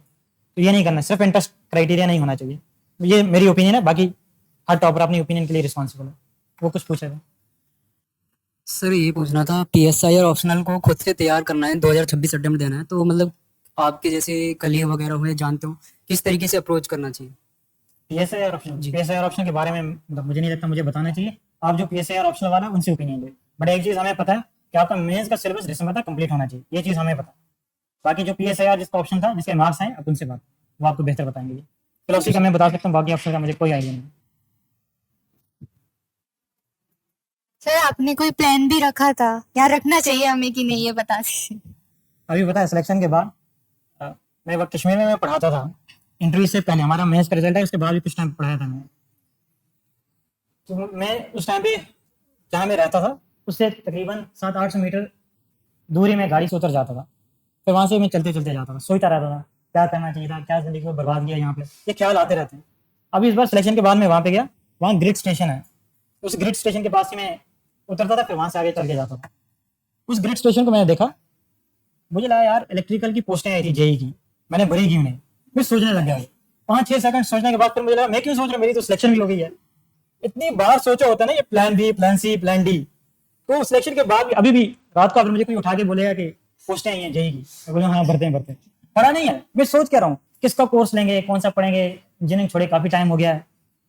प्लान भी हम सोचते हैं, बट अगर आपको यहाँ का क्लियर है तो यहाँ पे फोकस रखें। और मेरी ओपिनियन ये है कि 2 अटेम्प्ट दें बहुत अच्छे से, तब तक नहीं सोचना चाहिए। 2 अटेम्प्ट के बाद अगर आपको लगता है कि आप सस्टेन नहीं कर पा रहे हैं, आपकी हेल्थ पे असर पड़ा, आपकी फैमिली आपको सपोर्ट नहीं कर पा रही है फाइनेंशियली या बाकी चीज़ों में, तब आप भी प्लान बी का सोचें, और 2 अटेम्प्ट तक तो नहीं सोचना चाहिए, ठीक है। स्ट्रैटेजी सही रखें, और अगर आप 2 अटेम्प्ट में आपका अच्छा रिजल्ट आया है तो आगे परस्यू करें, ठीक है। बट शुरू में नहीं, ऐसा नहीं कि शुरू स्टार्ट किया 1 महीना प्रिपरेशन को, प्लान भी तैयार है, ये सब नहीं करना। और कुछ लोग क्या करते हैं, यहाँ प्रिपरेशन में आगे वहाँ से मास्टर्स करते हैं, वहाँ से पीएचडी करते हैं, ये सब नहीं करना है। जब ये यहाँ इस एग्जाम है, ये फुल टाइम आपसे डिमांड करता है, ठीक है, तो फुल टाइम दें इसको, कुछ टाइम दें। और ऐसा नहीं है कि जब कुछ लोग क्या करते हैं ना, प्लान बी में एक कैलकुलेशन मैं बताता हूँ, ये कैलकुलेशन मुझे लगता है बड़ी आपके काम आएगी। मैं कश्मीर के हिसाब से मैं बताता हूँ, कश्मीर में लोग ज़्यादा प्लान बी में सोचेंगे स्टेट सर्विस का, ठीक है। पुलिस के हिसाब से मैं बताता हूँ क्योंकि ज़्यादा आप लोगों को रिलेटेबल लगेगा। अगर कोई इंसान कांस्टेबल ज्यादा लोग जो गिरते हैं ना फिर सीधा आ जाते हैं कि पुलिस में कांस्टेबल जाते हैं, भर्ती हो जाते हैं। एक कांस्टेबल को एसआई बनने में 30 साल का कैरियर चाहिए एसआई तक पहुंचने में। अगर आप एसआई का एग्जाम निकालते हैं, जो कि एसएससी एग्जाम लेते हैं, अगर आप एसएससी के पीछे जाएंगे, एसआई के एग्जाम के पीछे जाएंगे, आपको डीएसपी बनने में 30 साल लग जाएंगे। कश्मीर के हिसाब से मैं बता रहा हूँ, हर स्टेट का अपना वेरी कर सकता है। तो 30 ईयर में आप डीएसपी बनेंगे। बट अगर आप पीएससी का, स्टेट का पब्लिक सर्विस कमीशन का अगर आप एग्जाम निकालेंगे तो आप अपॉइंट डीएसपी होते हैं।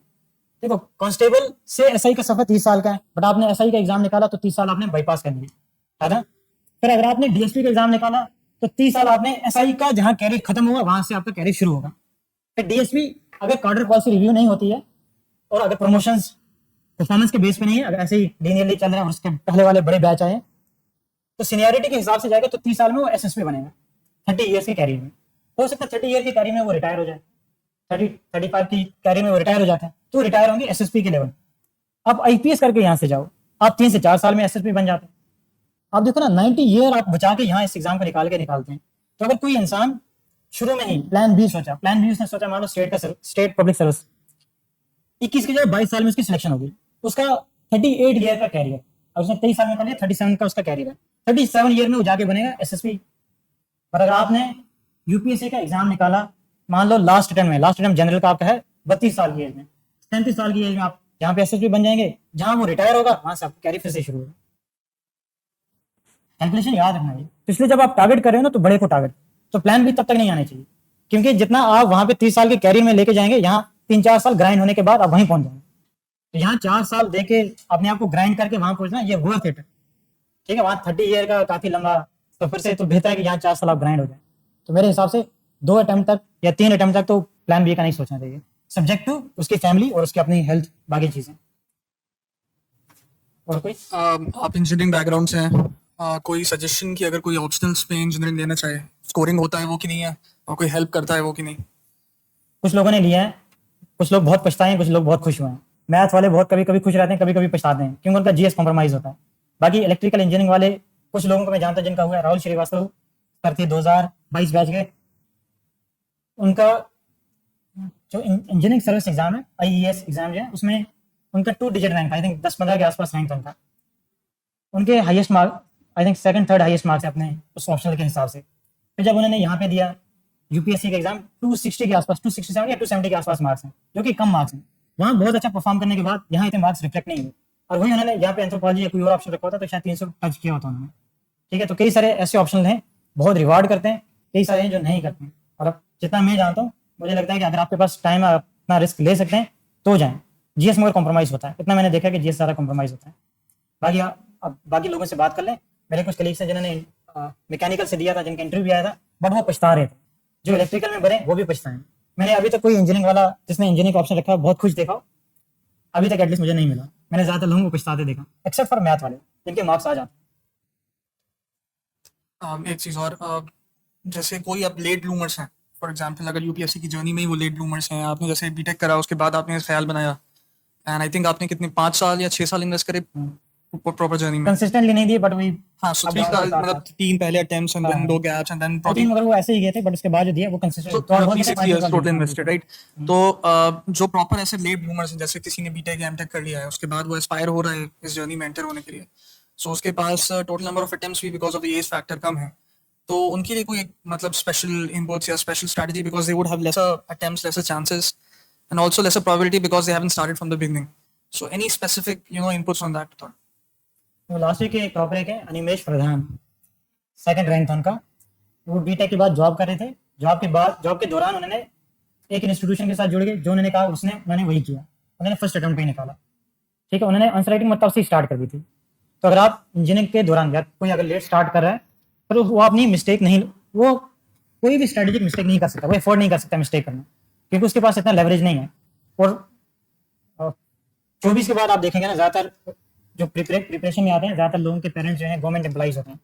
तो 24-25 साल की एज में पेरेंट्स रिटायर हो जाते हैं, प्रेशर बहुत ज़्यादा आ जाता है। 24 के बाद अपना पर्सनल प्रेशर भी बहुत ज़्यादा आता है। गर्ल्स के लिए डिफरेंट तरह का प्रेशर आता है, बॉयज़ का डिफरेंट तरह का प्रेशर आता है। वो प्रेशर फिर सस्टेन करना बहुत ज़्यादा मुश्किल हो जाता है एक पर्टिकुलर एज के बाद। मुझे लगता है 24-25 के बाद बहुत मुश्किल हो जाता है, प्रेशर बहुत ज़्यादा होता है। तो अगर आप उस टाइम पे प्रिपरेशन का सोचें, या कोई उस टाइम पे प्रिपरेशन का सोच रहा है, तो सबसे पहले वो जाए, लोगों से मिले, छोटी सी छोटी चीज़ एग्जाम के बारे में पूछे, छोटी सी छोटी चीज़ कि कौन सी चीज़ें हैं जिसकी वजह से एग्जाम नहीं निकलता है, वो चीज़ें क्लियर करके रखे, ये वो नहीं करेगा। फिर वो 1-1.5 साल जितना भी दे रहा है फुल फोकस के साथ। अगर अनिमेश प्रधान ने निकाला है तो हमारे पास ऐसे एग्जाम्पल्स तो हैं कि लोग ये करने के बाद भी लेट स्टार्टर भी एग्जाम निकाल रहे हैं। अगर उन्होंने निकाला तो इसका मतलब एग्जाम्पल है, लोग निकाल सकते हैं। फिर अफोर्ड नहीं कर सकते मिस्टेक को। फिर आप किसी मेंटोर के साथ हैं, जो वो बोलेगा फिर उसी चीज़ को करें, फिर मिस्टेक्स नहीं करनी है। जो शुरू में आते हैं वो हिट एंड ट्रायल पे चलते हैं। जैसे शुरू में कोई आएगा उसको हम बोलेंगे ठीक है 1 हफ्ते में 1 आंसर लिखो, जिसको अभी 3-4 साल मतलब ग्रेजुएशन के दौरान जिसने स्टार्ट किया है।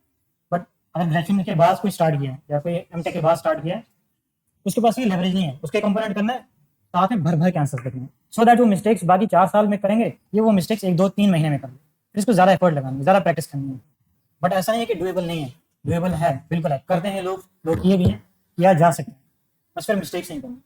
आप किसी कुछ लोगों से बात करें जिन्होंने ऐसा एग्जाम इस तरह से निकाला, उनसे भी, वो सीनियर जिन्होंने ज़्यादा एग्जाम में पिटे, उनसे भी, सबसे देखने के बाद फिर अपना गोल्डन मीन निकालें, फुली फिर उसको फोकस करें, पर निकाला जा सकता है।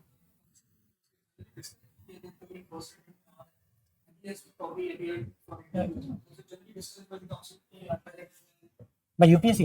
No, I don't think. No, not at all. जब मैं इंटरव्यू, पर्सनली मुझे नहीं लगता इसका बायस है। I'll give you an example. मेरे इंटरव्यू के टाइम पे मुझे सब बोल रहे थे, देखो आपको टाइम ज़्यादा हो गया है, एक तो ये बहुत बड़ा फैक्टर है, और दूसरा आपकी कंसिस्टेंट प्रिपरेशन नहीं रही है, तो एक बहुत बड़ा फैक्टर है, तो आपके इंटरव्यू में मार्क्स कम आएंगे। क्योंकि बायस हमें कहाँ पे दिखेगा, मेंस में तो बायस हमें नहीं दिखेगा, मेंस में प्योरली वो आपके आंसर्स पे है, उसका नहीं पता आपका बीटेक बैकग्राउंड, आपका क्या बैकग्राउंड, आपको कितना टाइम है, वो आपको जज करेगा आपके आंसर्स के बेसिस पे। आप जज होंगे अगर इन चीज़ों के बेसिस पे तो होंगे इंटरव्यू के स्टेज पे। अगर ये क्राइटेरियाज होते, अगर यूपीएससी डिस्करेज कर रहा था बाद के अटेम्प्ट वालों को, 4 अटेम्प्ट के बाद वालों को, तो मुझे मार्क्स कम आने चाहिए। मेरे एक और कलीग हैं, 180 समथिंग उनके मार्क्स हैं, उनको, उनका ज़्यादा लंबा सफर है, 8 साल, उनको 8 साल के बाद उनका हुआ इस बार, तो उनके भी बहुत अच्छे मार्क्स हैं। मेरे अपने इंटरव्यू में बहुत अच्छे मार्क्स हैं, उनको डेफ में तो दिखा है, इसके टाइम भी ज़्यादा हो गया, कंसिस्टेंट भी नहीं रहा है, ये सारा उनको उनके पास था, but still I got good marks. तो इसका मतलब ये है कि मैं यही कहूँगा, मुझे नहीं लगता यूपीएससी डिस्करेज हुआ, मुझे नहीं लगता ये, तो मैं अपने एक्सपीरियंस से मैं बता रहा हूँ। अगर ये डिस्करेज कर रहे होते तो मेरे मार्क्स 170-175 से ऊपर नहीं होने चाहिए, बट आई हैव 209। आप देखें ना,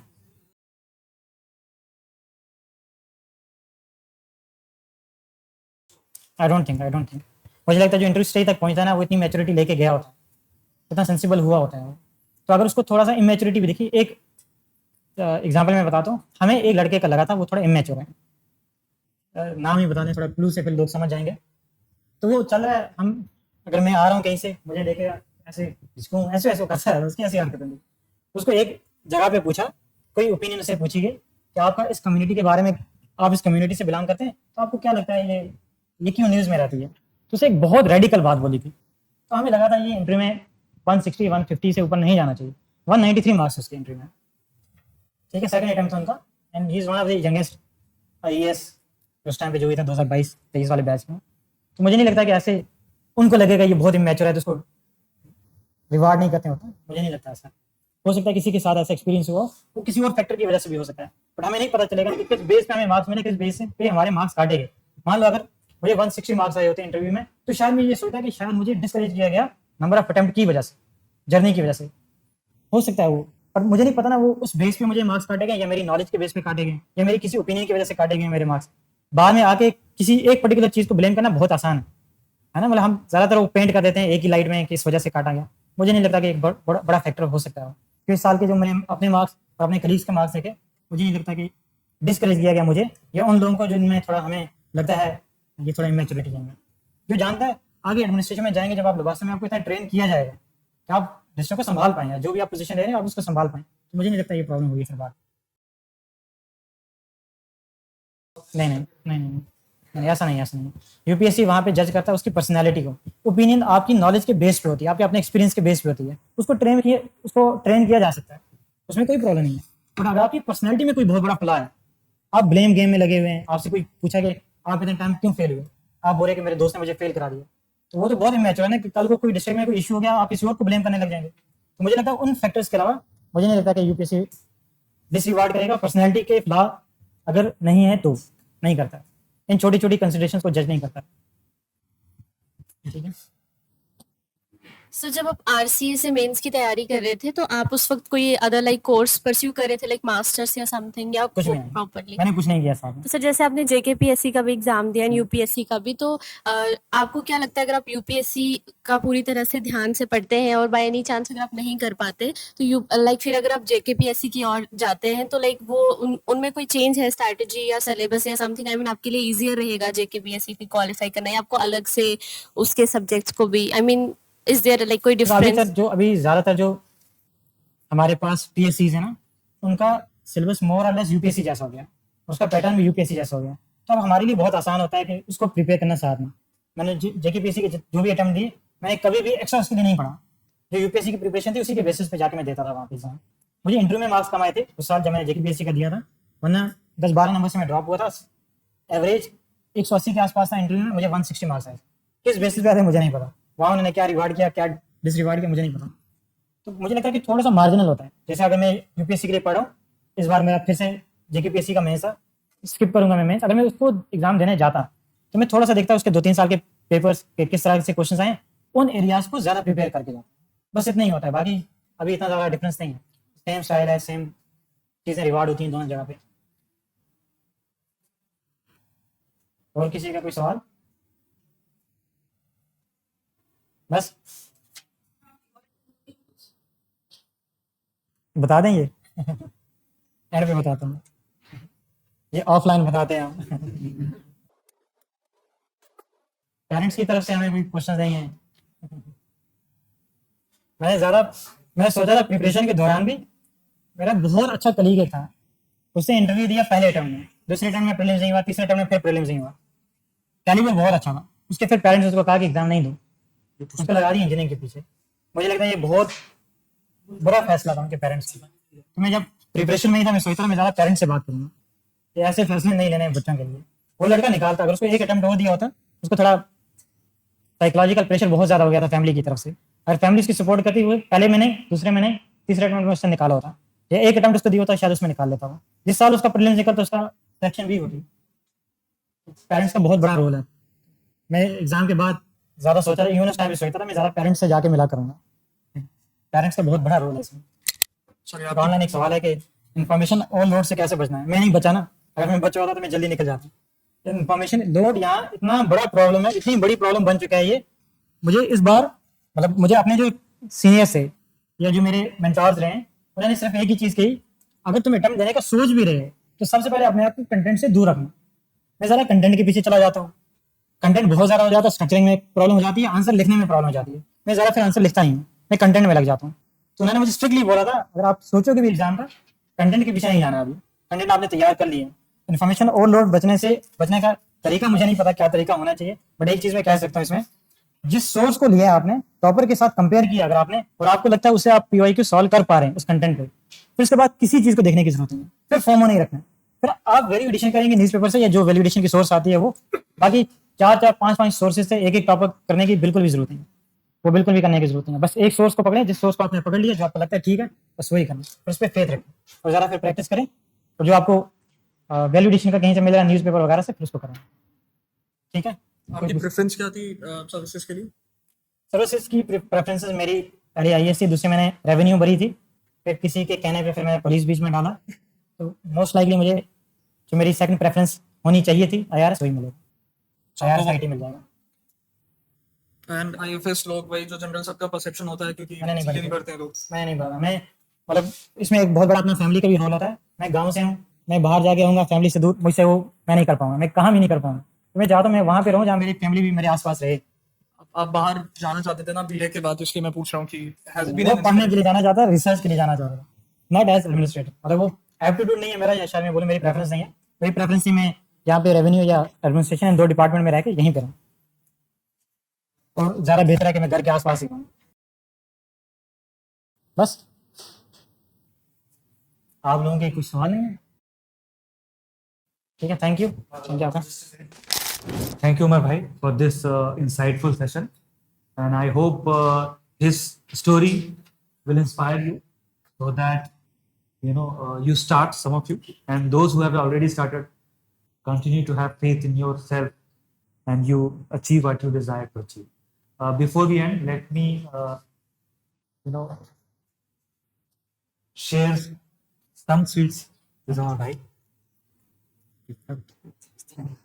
मेरी तरफ से मैं आपको खिलाऊंगा। Thank you. मेरी प्रिपरेशन में इंटरव्यू के टाइम पे बहुत बड़ा रोल रहा है इस इंस्टीट्यूशन का, खासकर जो यहाँ पे टीम थी हमारी, इनका बहुत बड़ा रोल है। तो मैं भी आपको उस चीज़ के लिए बहुत बहुत शुक्रिया कहूँगा। आपने अपॉर्चुनिटी दी पढ़ाने की, और ऐसे भी जो यहाँ पे सपोर्ट मिला मुझे इस टाइम पे, उसके लिए मैं आपका बहुत बहुत शुक्रिया। Thank you. We'll always be there to help you. Thank you. अगर आप दिल्ली जैसे शहर में बजट में आईएएस की तैयारी करना चाहते हैं तो इस वीडियो को एंड तक जरूर देखें। ये है बनो आईएएस। इसको रन करने वाले हैं UPSC qualified ex civil servant and Jamia RC alumni. यहाँ की फैकल्टी को ना केवल यूपीएससी एग्जाम का एक्सपीरियंस है बल्कि पढ़ाने का भी सालों का एक्सपीरियंस है। ये एक्सपर्ट फैकल्टी हर टॉपिक को अच्छे से एक्सप्लेन करते हैं, उसके बाद हर टॉपिक को डिक्टेट करते हैं ताकि आपके पास अपने खुद के हैंड रिटन नोट्स हो। साथ ही क्लास में प्रीलिम्स और मेंस के प्रीवियस ईयर क्वेश्चन को सॉल्व किया जाता है और डिस्कस भी किया जाता है। यहाँ पे आपको सिविल सर्वेंट्स जैसे कि आईएएस, आईआरएस और एक्स सिविल सर्वेंट्स साथ के साथ जामिया आरसी के एलुमनाइज आपको पर्सनल मेंटरशिप देते हैं। डेली आंसर राइटिंग जो कि सारे टॉपर्स रिकमेंड करते हैं, इस पर यहाँ पे बहुत फोकस किया जाता है जो कि बाकी कोचिंग्स में नहीं होता है। इसके साथ ही आपको मिलती है प्रीलिम्स और मेंस की टेस्ट सीरीज जो आपको एग्जाम के लिए रेडी करती है। यहाँ के अगर हाईलाइट्स की बात करें तो स्मॉल बैच साइजेस जिसमें 60 स्टूडेंट्स होते हैं, और जीएस कोर्स के साथ आपको एसए और सीसाइट की क्लासेस भी होती है जिसके लिए आपको अलग से पे करने की जरूरत नहीं है। और ये लोकेटेड है सुखदेव विहार मेट्रो स्टेशन के बिल्कुल सामने। तो देर किस बात की, आज ही स्टार्ट करें और अपने यूपीएससी के सपने को साकार करें। थैंक यू फॉर वॉचिंग बनो आईएएस।